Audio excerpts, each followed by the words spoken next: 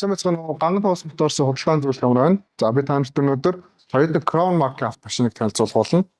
За 1955 оноос хойш нийт 16 үеийг үйлдвэрсэн байдгаас өнөөдрийн танилцуулах загвар маань 15 дахь үеийн 220 сер Crown байгаа.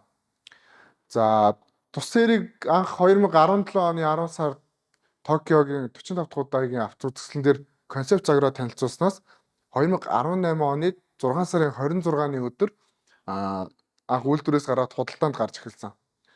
За үүнээс нэг 2 жил гарангийн дараа нэг 2019 оны 10 сард ерөнхийдөө бол Индонез улс руу хамгийн анхны экспорт буюу Индонез улсын засгийн газарт зориулж экспорт нь гаргаж эхэлсэн.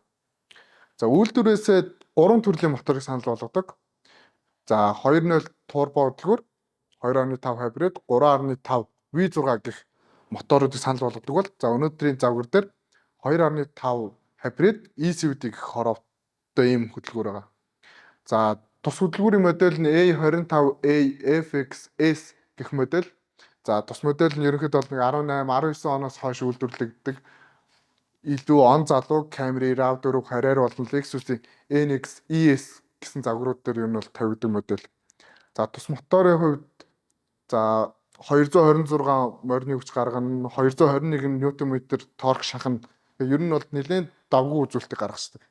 За түн дээр нэмэх нь явах дангийн үед гэвэл Lexus-га илүү тийм тансаг чамин загвар буюу LS 500 550 зэрэг загвар дээр тавигддаг платформыг ашигласнаар илүү тийм хүчтэй болоод зөөлхөн явдлыг мэдрүүлэх боломжтой гэсэн үг. За тус загварын үед гадна загвар дээр илүү тийм том шинжилтийг хийсэн. Тэр нь юу вэ гэхэд 210 болон 180 серүүдээр байдаг энгийн дүрлжин хэмуутай жоод тэрийг халаад илүү загварлаг хурц ирмэг гихтэй илүү тийм гоёмсог ледтэй тод тусгалтай BIP лед гэрэл зэрэг ашиглаад илүү тийм гоёмсог цамин болж ирсэн байгаа. За өмнөх серүүд дээр Athlete болон Royal гэх ангиллууд байсан. Тус ангиллуудыг халаад BSG, RS зэрэг ангиллуудыг ерөнхийдөө бол оруулаад ирсэн гэсэн үг. За үйлдвэрээс дугуйны хувьд гэвэл 19 болон 18, 17 инчийг санал болгодог. За тус загвар дээр 17 инчийн дугуйтай жоохон жижигхэн гэхдээ илүү зөөлхөн явдалтай байдаг гэсэн үг. За 2020 оны 11 сараас эхлээд за монголчууд ярьдгаар бол сер 1, сер 2 гэж ярьдаг. 11 сард сер 2 буюу гадна төрхөн дээр илүү салон дээр илүү давангаас тийм шинжилтийг хийж өгсөн. За тэгээд хэдүүл салонтой нь орсон хэлцгаая.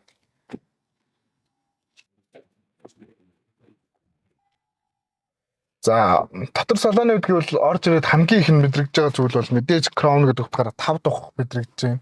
За тус машин маань угаасаа урт нь 5 м, өргөн нь 1.8 м, тэнхлэг хоорондын зай нь 2.9 м буюу бусад седан ангиллуудын машин гэдэг бол илүү тийм өргөн бөгөөд урт болохоор мэдээж зорчигч болон жолоочтой илүү тийм 5 дугтай зөөлхөн явдлыг мэдрүүлдэг.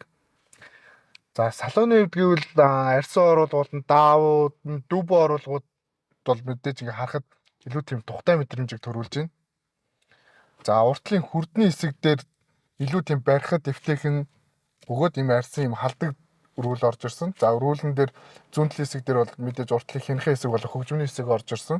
Баруун талын хэсэг дээр уртлын машинууд дагдаг радар круиз ч юм уу бусад тийм аюулгүй системүүдийн тохиргоонууд орж ирсэн байна. За уртлын хянхын хувьд бол илүү нэг тийм 3D гэх юм уу илүү наашаага тийм товгор болж өгсөн илүү гоё харагдж байна.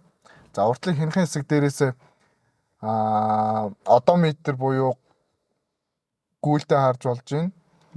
Нэмэлтээр гадаах болон доторх градусаа харж болж байна. Хөгжмөний тохиргоонуудаа харж болж байна. За нөгөө саяны ярьсан радар круиз ч юм уу аюулгүй системүүдэд харж болж байна. Автоматар ухрах системүүдэд удирдах болж байна. Удирдлагууд бол бүгд нэмэлтээр ороод ирж байна.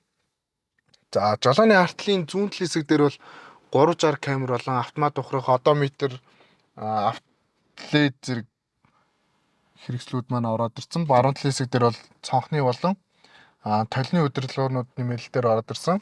За хамгийн таалагдж байгаа хэсэг бол энэ лок нь хаалганы хавцан дээр дардаг локтой болсон нь илүү нэг тийм хуучны тийм чамин машин суудсан шиг мэдрэмжийг төрүүлж байна.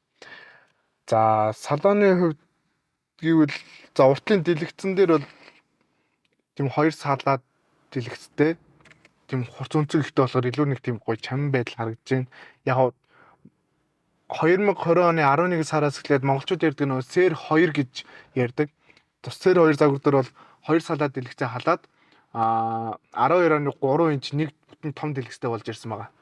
За дэлгэцэн дээрээс ерөнхийдөө бол хөгжим, аудио, телевиз, утасны холболт ч юм уу блютуудээр AUX-аар ч юм уу холболтуудыг бол мэдээ сонгоод өгч болно, Maps-аар харж болно. За доотлын дэлгэцэн дээр бол парны тохиргоо болон машины спорт, эко, сноу ч юм уу те машиныхаа модыг солиод явах боломжтой тохиргоонууд ороод ирсэн байна. За парны хувьд бол зорчигч болон жолоочийн хэсэг маань тусдаа температураа өөрчлөө явах боломжтой. Мөн дээрэс нь уртлын 2 суудал маань 3 төрлөөр хална, жолоо маань 2 төрлөөр хална. Уртлын цонх маань ялцсан халагчтай зэрэг опшнууд нэмэлтээр ороод ирсэн. За голын хэсэг дээр гэвэл Ирчак нь бол нэг тийм барихад илүү тийм тухтай мэдрэмжийг мэдрүүлж байна. Дээрс нь даавн нэг бүрээс нь илүү чам байна. За мэдээж кардан нь бол автомат болсон байна. Traction control нь ороод ирсэн байна. Holdтай болсон байна. За голын хэсэг cap holder нь нэг тийм өмнө машин байдаг байсан нэг тийм содон cap holder-ууд нэмэлтээр ороод ирсэн байна. За мэдээж 12 вольтын оролт, USB Type-C зэрэг оролтууд бол нэмэлтээр ороод ирсэн. За сандалны хувьд гэвэл өмнөхдөр байдаг нэг тийм дүрлжин зүгээр энгийн суудлуудад бол илүү нэг тийм тухтай биеийн хэлбэр илүү гаргасан ч юм уу те. Бөөрлөгөө ороод ирсэн юм спорт сандалтай ер нь бол нэлээд төстэй болсон. Илүү тийм тухтай мэдрэмжийг бол ер нь бол төрүүлж байна. За тэгээ хойдлын сандалтайгаа авч нэ.